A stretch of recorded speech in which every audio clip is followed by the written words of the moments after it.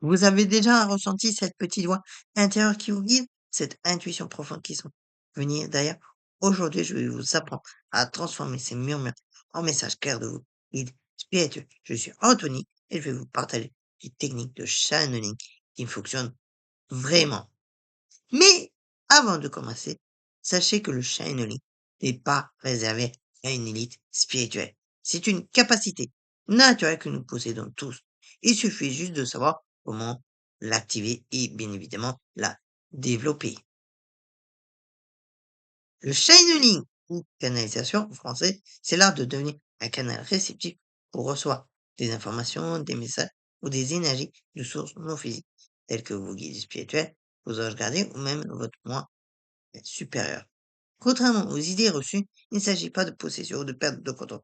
Vous restez pleinement conscient et maître de votre expérience.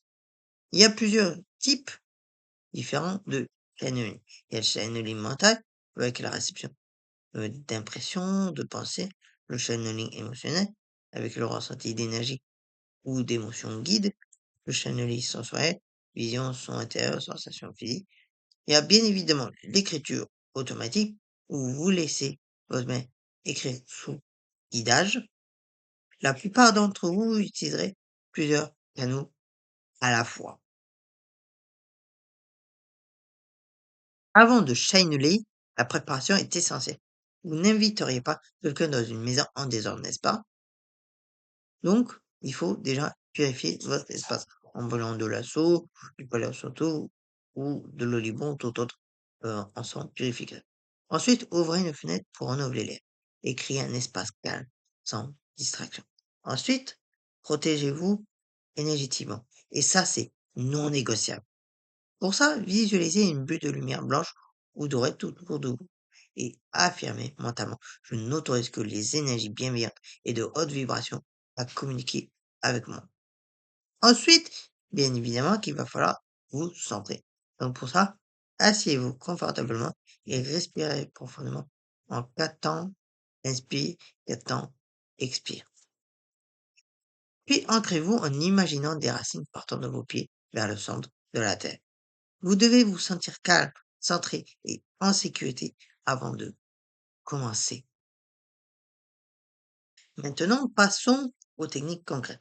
La première technique, c'est la méditation réceptive. Fermez les yeux et concentrez-vous sur votre respiration. Visualisez votre chakra courant, celui au sommet du crâne, s'ouvrir comme une fleur de lotus. Et mentalement, invitez vos guides en disant: je suis prête à recevoir vos messages avec clarté et bienveillance. Ne forcez rien. Restez dans une attitude d'accueil comme si vous écoutiez de la musique douce. Notez les impressions, les images et sensations. Derrière. La deuxième technique, c'est l'écriture automatique. Alors, ce n'est pas ma technique préférée pour débuter. C'est plutôt quand on améliore le répertoire. Donc pour ça, prenez un stylo et un cahier, posez une question claire à vos guides et écrivez sans réfléchir. Laissez votre main bouger. Ne vous censurez pas, même si ça semble bizarre au début. Et relisez après. Vous serez surpris de la sagesse qui émerge. En troisième technique, il y a le pendule comme outil de channeling, parce que le pendule peut servir de pont entre votre conscient et vos guides. Tenez votre pendule au-dessus d'une feuille avec oui/non, sauf si vous avez les conventions bien entendu, et demandez à vos guides de se manifester à travers le pendule et posez des questions fermées pour conseils. Avec la pratique, vous pourrez utiliser des planches alphabétiques si vous le voulez. La quatrième technique, c'est le channeling vocal. Et ça, c'est pour les plus avancés. Après votre méditation de préparation, ouvrez la bouche et laissez les mots venir. Ne filtrez pas, exprimez ce qui arrive. Vous pouvez enregistrer pour réécouter par la suite. Moi, ça, moi, par contre, même si je la connais, je ne l'ai jamais faite, cette technique.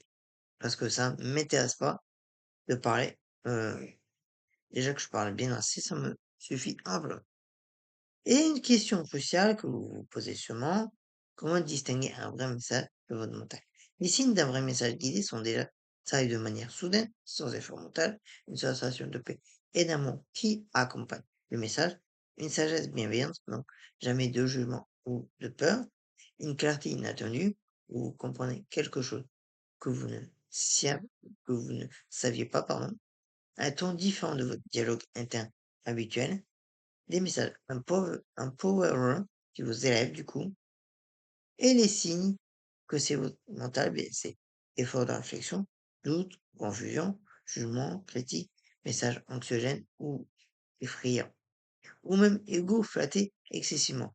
Rappelez-vous, les vrais guides ne donnent jamais d'ordre, ne crient pas de dépendance et respectent bien évidemment votre libre arbitre. Maintenant, on va voir les pièges à éviter du shining. Donc, attention à ces erreurs courantes.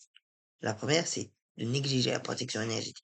Ne jamais channeler sans vous protéger. Vous risquez d'attirer des énergies parasites base astrales en de channeler dans un mauvais état émotionnel. Si vous êtes en colère, triste ou anxieux, décalez votre session. Votre état émotionnel influence ce que vous attirez. Quoi? Vouloir des résultats immédiatement. Le channeling est comme un muscle. Il se développe avec la pratique. Soyez patient avec vous-même. En 4, prendre tous les messages au pied de la lettre. Gardez votre discernement. Les messages sont souvent symboliques et nécessitent une interprétation. 5, devenir dépendant. Les guides sont là pour vous accompagner, pas pour vivre votre vie à votre place. Prenez vos propres décisions. Pour progresser, voici mes meilleurs conseils. Déjà, en premier, pratiquez régulièrement. Même 10 minutes par jour, c'est mieux qu'une heure, une fois par mois. La régularité est le canal. Tenez aussi un journal de channeling. Notez date, message reçu, sensation. Vous verrez votre évolution et vous pourrez vérifier les informations avec le temps. Augmentez aussi votre taux vibratoire en méditant quotidiennement, en passant du temps dans la nature, en mangeant sainement, en pratiquant, bien évidemment, la gratitude. Travaillez aussi sur vos chakras, surtout le chakra du troisième et le chakra courant. Ce sont les centres de perception spirituelle. Et rejoignez, si vous le voulez, une communauté pour échanger avec d'autres personnes qui pratiquent le channeling, ce qui peut potentiellement accélérer votre apprentissage. Voilà, vous avez maintenant toutes les clés pour commencer à channeler vos guides spirituels. Récapitulons. Préparez et protégez votre espace énergétique. Choisissez votre technique de prédilection. Pratiquez avec régularité et patience. Gardez votre discernement. Notez vos expériences. Le channeling est un voyage magnifique de reconnexion à votre essence spirituelle. Vous n'êtes jamais seul. Vos guides sont là. Ils n'attendent qu'une chose, que vous leur tendiez la main. Si cette vidéo vous a plu, n'hésitez pas à liker, à partager et à vous abonner pour plus de contenu sur les pratiques spirituelles. Et vous, avez-vous déjà expérimenté le channeling? Partagez votre expérience en commentaire. Prenez soin de vous et que vos guides vous accompagnent sur votre chemin. À très bientôt.